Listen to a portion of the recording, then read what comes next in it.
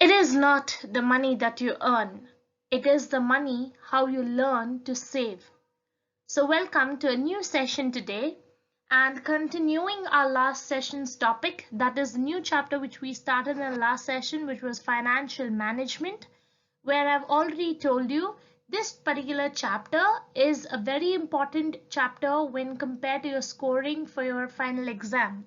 But it's not a very easy going chapter, but you can make it very easy by going ahead and learning the points for this particular chapter, and you need to know the mind map for this particular chapter.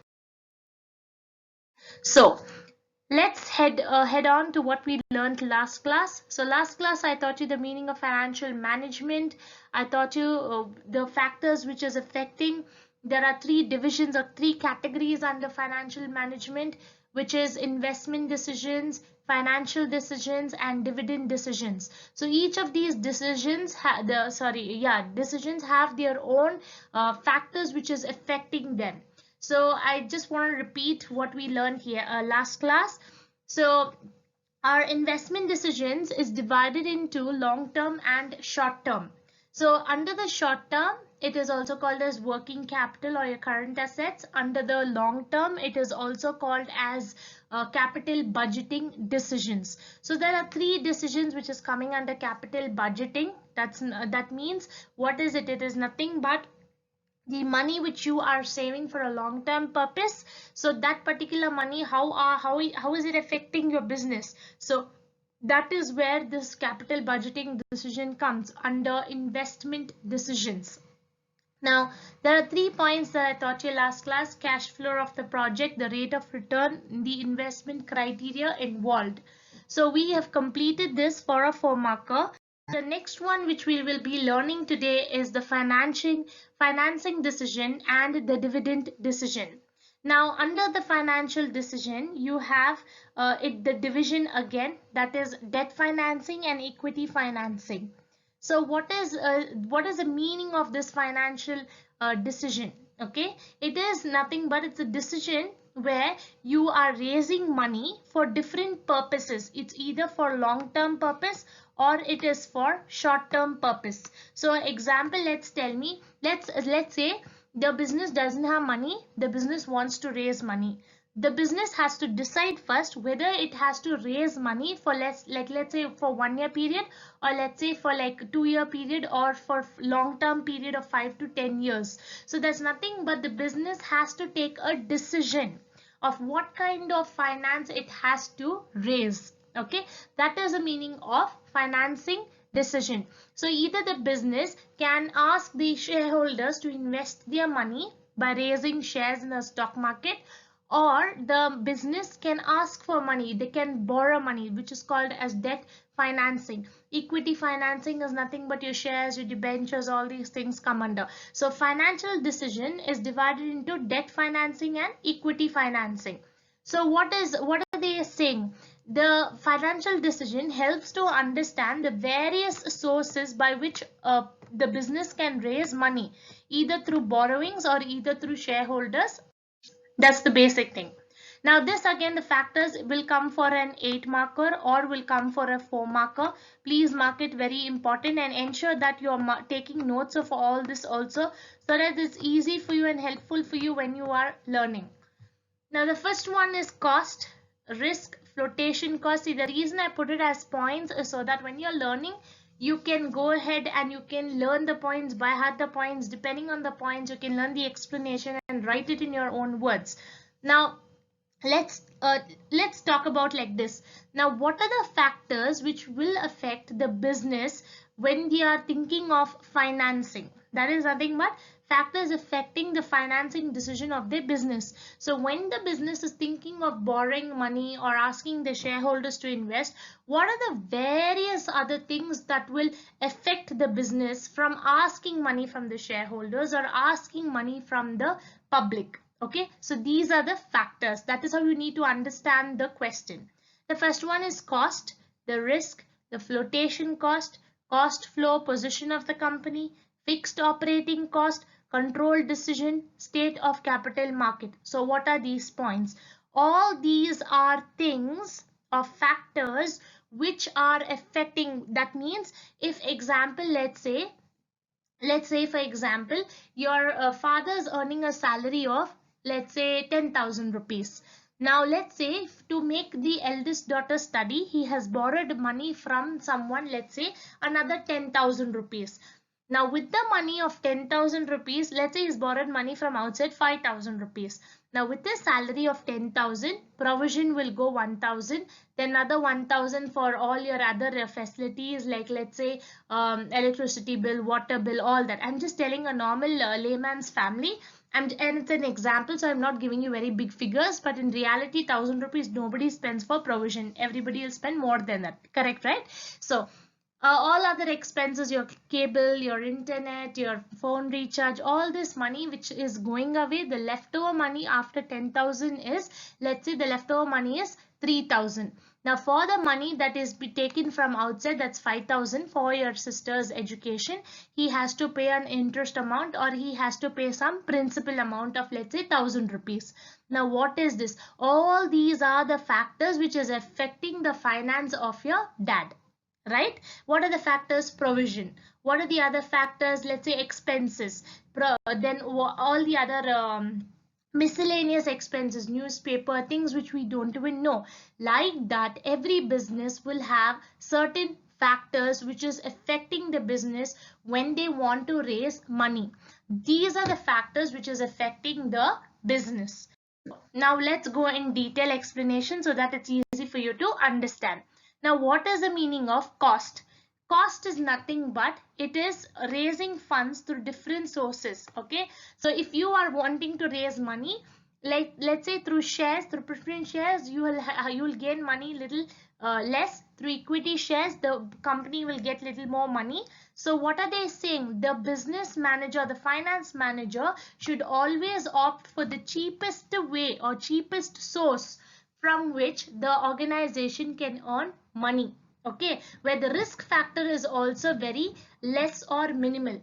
If the business is taking huge amount of risk, all of a sudden when the business undergoes a loss, then the business will not be able to offset off his liabilities. So what are they saying? The risk factor, the business manager, the finance manager should analyze what is the risk factor which is involved in various sources. That is either the preference shares, equity shares, your treasury bills. All this I'm sure you would have learned it in your first year. And there is a entire chapter called sources of finance. So there I've already taught you which are the various sources: commercial paper, commercial bills. So the business has to analyze before borrowing money from outside or even from the shareholders. The next is flotation cost. What is, now for you to understand the meaning of flotation cost, I put it here. What is this flotation cost? It is defined as the cost incurred by a company when they issue new stock. New stock is nothing but new shares into the market. As a process, it involves various stages and participants. So what are they saying? When the business organization wants to sell his share, when they want to sell the shares in the market, it undergoes a lot of procedures. So what happens if that cost is high? So when they are advertising their shares, or when the spending value becomes high here, then nobody will be able to, the shares will become less attractive, or people will not really want to buy the shares of the organization. So what is happening? They are not getting much finance into the organization. Why? Because the flotation cost is high. Then fourth one, cash flow position of the company. I told you, right? Your dad's income is 10,000 rupees. That's nothing but the cash flow of your family. Correct? So cash flow position of the company. How much money is the company making?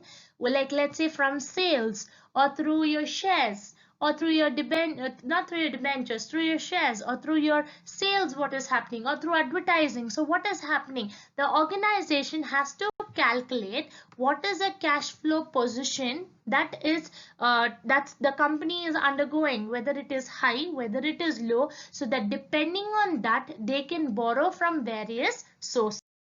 The next one is fixed operating cost. Now the word itself tells you it is fixed. In simple terms, I'll just tell you what is this fixed operating cost. Fixed operating cost means certain costs that cannot be eliminated. Example, again come back to your family example. Family example is that salary is 10,000. What are the costs that cannot be eliminated? Buying provision for the family. Can your family stay without buying provision? No. Why? Because they will starve from hunger and they would die. So what is it? These are certain costs that cannot be eliminated from your family. Like that in the organization, there are certain costs which is compulsory the business organization would incur. What is it? Building, rent, salary that has to be paid, interest that they have to pay for, let's say from vehicle or for the money that they borrowed from outside, insurance for the building, insurance for the vehicles, rent, probably they are hired a big building where they are running their business. So what are these? All these are fixed operating costs which the business has to pay. Okay, there is no let going of this. So for basic example understanding, you take your provision which you have to buy for your family. No family can stay without buying provision. They have to buy provision. Why? Because they have to survive. The next one is control consideration. What is the meaning of control consideration? The organization or the management should always check where they can control their spendings. Like example, since now your dad is taking 5,000 loan from outside to make your sister study, he would ensure that small things here and there he will start cutting down. He'll say to the newspaper fellow, you don't come, it's okay, we don't want newspaper. What are you doing? You're controlling, okay, you're controlling your money so that you don't have to keep borrowing from outside. So same thing happens here. The company is afraid of takeover bids and would prefer debit to equity. So debt to equity, what are they saying? Instead of taking borrowing money from banks, borrowing money from third parties, they would always prefer to borrow money from their shareholders. Why? That are equity shareholders, because these are shareholders which would be there with the company for a long period of time, and they are the company can trust on these particular shareholders, and they would ensure whatever cost they can cut down, they'll ensure to cut it down. Then the state of the capital market. Capital market refers to your stock market where you're buying and selling of shares. So what are they saying? Stock market, if your organization is doing very good, then the shares in the market would do very good. The organization would earn very good amount of money. So what are they saying? Capital market is a part of financial system which is concerned with raising of capital funds by dealing with shares, bonds and long-term investment. So this whatever money the organization is getting from the capital market, the organization should ensure that they are having very good credibility, or people are thinking very good of the organization. Example, when I say Ernst and Young, people would say, oh, it's a very good company, huh? And if I say IBM, yeah, it was very good company. So what are they saying? If I say ABC Limited, everybody would be wondering which company is this, and this company is issuing shares. I'm very doubtful of buying shares from this company. So what are they saying? Health of the capital market may also affect the choice of source of funds. Why? If it is a new organization, people will be very skeptical and doubtful to buy the shares. But if it is an organization which is pretty old in the stock market, then people would really go ahead and buy the shares of the organization. I'm sure you have understood the topic of financial decision, because I have just remember the example I taught you. The main example you'll remember is your dad earning salary of 10,000 and how that salary is being used for various purposes. Okay. Now moving on to the third division, that is dividend decision. Okay. Now I've again taught you this topic in my previous sessions. That is when I was teaching you for your first years, that time I have taught you this entire chapter of sources of business finance. There I've already taught you dividend. What is a dividend? A dividend is a portion of profit, okay, which is distributed to the shareholders. Okay, now what is it? The third important decision, okay, under financial decisions you have three. First one is investment decision, second one is financial decision, third is dividend decision. Dividend decision is not divided into long term or short term. Neither it is divided into debt or equity like the financial decision. Why? Because you are not borrowing money, you are not investing money, but the profit that you are earning from your sales or through your especially through your sales, that is the portion of profit which you will distribute to the shareholders. Now, why do you have to distribute to the shareholders? Because you are the one who wanted to raise money in financial decision from the shareholders. So you had asked the shareholders to buy your shares. Now it's high time, when your company is earning the profit, you have to repay back the shareholders. So the third important decision of every financial manager is to relate to distribute of dividends. That means they should ensure that they are paying fair rate of profits to the shareholders, and the remaining money should be retained. Retained means what? It means saved. Okay, again I'll repeat. Retained means the remaining money has to be saved. You don't know, for a sudden rainy day, you can save this particular amount of money. So portion of profit which you're dividing or distributing to the shareholders is called as dividend. Now, what are the factors which will affect the dividend policy or dividend decisions? Think of it. What will the factors which will affect? Now you're earning a profit. Now let's say dad has earned a profit of 20,000 from whatever business he was doing. Okay. Now with the 20,000, now before it was a salary example, now we are converting it into a business. Now dad is earning a profit of 20,000. With this 20,000 of profit that your dad is earning, he would offset that 5,000 for your sister's educational purpose that he borrowed. He would offset it. Okay, then remaining money, some money he has taken, let's say some money is borrowed from here and there, he would offset it. Then he would ensure that he's saving his money. So what is he doing? Amount of earnings. Dividends are paid out of the current and the past earning. Therefore, earning is a major determinant of the decision about dividend. So this time your dad has made a profit of 20,000. Next year, dad is making a profit of 30,000. So what is the current and the past earning? The current earning is 20,000. Last year, dad made a profit of, let's say 30,000. So what are they telling? How do you know that you're calculating profit? You're checking what your dad earned last year in the business. You're checking what your dad earned this year in business. And then you're checking, okay, dad's made a profit of, let's say 10,000 extra when compared to last year. That is how you would check your amount of earning that you gained in your business. The second one is stability of earning. I just told you the example. What is the meaning of stability of earning? You will check your last year. Last year, your father had earned a profit of 20,000. This year, your father is earning a profit of 30,000. Next year, your dad would say, I don't know if I would make a profit more than 30,000. Reason because there are a lot of competitors in the business. So what are they saying? The business has to be stable. The earnings that is coming into the organization has to be stable. Why? Only if the earnings are stable, the dividend can be declared to the shareholders and a higher percentage can be declared to the shareholders. Example, a joint stock company or an MNC company is earning 1 crore last year. This year they are earning half a crore. Next year they are earning 2 crores. Is it stable? No.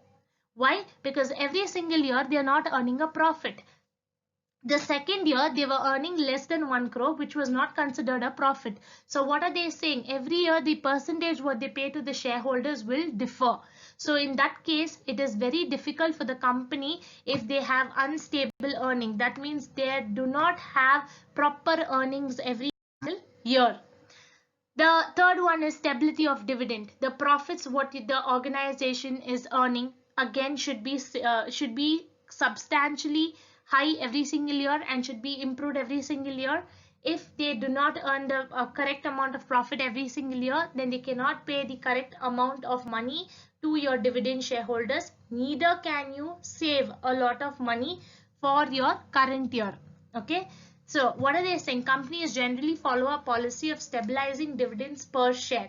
That means what they'll say, if you're bought like let's say 100 shares, for that you're going to get let's say 20,000. You bought 200 shares, you're going to get 30,000. So what are they saying? Every share that the person buys, they will sell you, they'll tell you that you'll get 110 rupees or 120 rupees profit. What are they doing? They're setting a rate, or they're setting a policy where the shareholder will also know how much money he is earning from the company.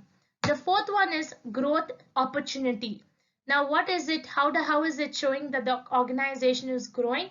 It shows that the organization is growing because only when the organization is earning good amount of profit, it clearly shows that the organization is growing. Otherwise, will it show that the organization is growing? No. So what are they saying? Company having good growth opportunities, retain. Retain means save more money out of their earnings. And what are they doing? They are investing it into either long term or into short term. So what are they saying? The dividend in growth companies is therefore smaller than in the non-growth companies. More than enough if you write so much and you learn so much. So basically remember, companies which grow every single year, they can give a higher rate of dividend and they can save a lot of money. The next one is cash flow position. What is this meaning of cash flow position? We learned this even in our. Now speaking about the cash flow position, like I've already told you, cash flow position is nothing but we've discussed it already in our investment decision as well as in our financial decision. Now what is this cash flow position in the payment or in our dividend decision? Cash flow position refers to nothing but the cash that is flowing within the organization. Now what is the cash that is flowing within the organization? Is it whether it is really good amount of profit that the organization is earning? Now is it the availability of cash, is it sufficient for the dividend to be declared to the shareholders?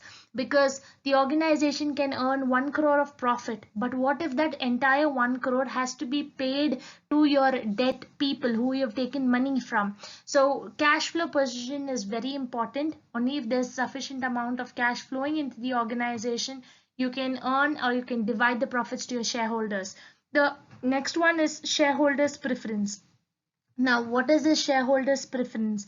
You need to understand that before retaining or saving your profits, you need to keep in mind the preference of the shareholders. Probably last year the shareholders had asked you, you have earned a pretty good amount of profit, but you have saved all your profit. One small amount you have given to us.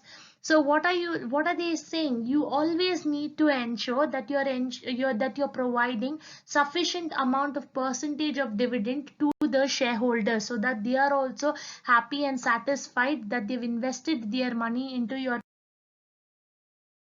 organization. Now the next one is taxation policy.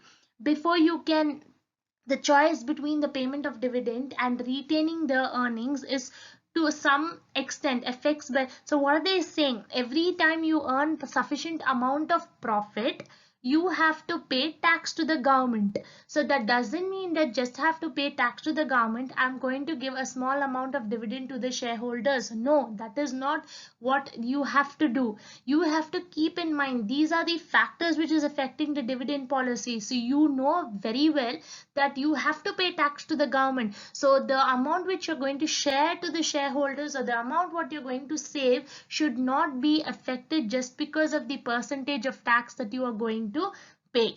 Okay, so what are they saying? The choice between the payment of dividend and retaining of earning is to some extent affected by difference in tax treatment of dividend. That's nothing but in simple terms, just because you have to pay tax, that doesn't mean you will not pay proper interest or percentage to your investors. You should understand that you need to pay a proper percentage of your profits to your shareholders, because from their money only you are improving your particular business. Then the last one is stock market reaction. What is this stock market reaction? The shareholders have invested the money into your organization. So what are they saying? If there is an increase in dividend, the value of your shares will rise positively. If there's a decrease of the dividend, that means if your organization is doing good, the profits will increase. Profits, the other word is called dividend, will increase. But if your organization is not doing good, then the value of the shares will fall in the stock market. So what are they saying here? If the value of, if you're not earning sufficient amount of dividend, the investors and the stock market brokers would actually, they would feel defeated. Why? Because they've invested a lot of money into your organization where they'll incur a loss. But in the same time, if your organization is doing excellently well, the prices in the stock market would rise and you would earn dividend, and that dividend you can retain and save, and you can give a profit shareholders. The next one is legal constraints. What is this legal constraints? This is nothing but there are certain laws which is provided by the government, and you need to adhere or listen to these restrictions or laws that's been provided. You have to listen to them. You just cannot say that, okay, I'm giving 10% to the shareholders as profit or as dividend, but in reality you're only giving them 5%. You cannot cheat the shareholders that way. If you're an organization who's earning sufficient amount of profit, you should ensure that you're dividing the profit legally as it is stated or as you have promised when you are starting your organization. The next one is contractual constraints. So what are they saying? When the public buys shares, they are also signing a lot of documents, and you, when you're selling shares, you are ensuring that you are also legally doing this particular business. So what are they saying? While granting loans to a company, sometimes the lenders may impose certain restrictions on the payment of dividend in the future. So there is examples of certain international banks and banks where the banks would say, just because you borrowed money from us, you should ensure, even if you're earning good amount of profit, you cannot share this profit to the shareholders. Why? Because you have borrowed money from us. So first thing is, a very big portion of your money should be settled to us. Later only the left out money should be paid to the shareholders. What is it? This is contractual constraints. You're signing a contract with the people who you're taking loan from, your lenders. So what is happening? They're constraining you from dividing good percentage of profit to the shareholders. Why? Because they're taking in control of the organization. So all the factors which is affecting the dividend decision. So I put up a slide here for you. Financial decision factors and dividend decision factors. This can come for a 4 marker. It can also come as an 8 marker. Same thing applies here. This can come as a 4 marker. It can also come as an 8 marker. Please mark it, very important. Learn all the points. If you learn the points and think from the perspective of financial decision, means dad is getting a salary of 10,000. What are the factors which is affecting the spendings for the 10,000 when he is taking a, let's say, loan for education of 5,000? So all the factors is what, which is, you have to pay your rent, you have to pay your provision, you have to spend money. So all these are the factors which is affecting that 10,000, which is called as finance. Okay, so when it comes to dividend, dad is earning, he's having a business. He is earning a very good amount of profit every single year.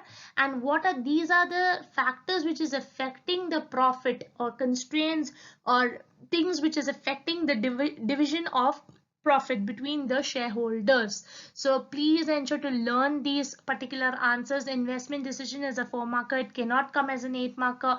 Financial decision is a 4 marker, or may come for an 8 marker, because 7 points are there. 1 mark can go for introduction and conclusion. Dividend decision will come for a 4 marker or an 8 marker, and it is very, very simple.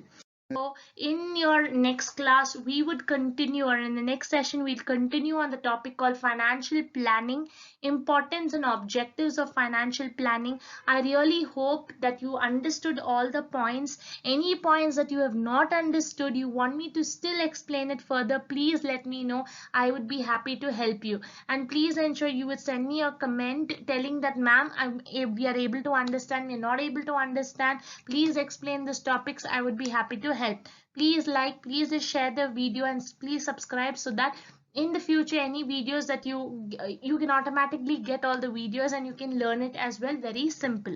So thank you so much.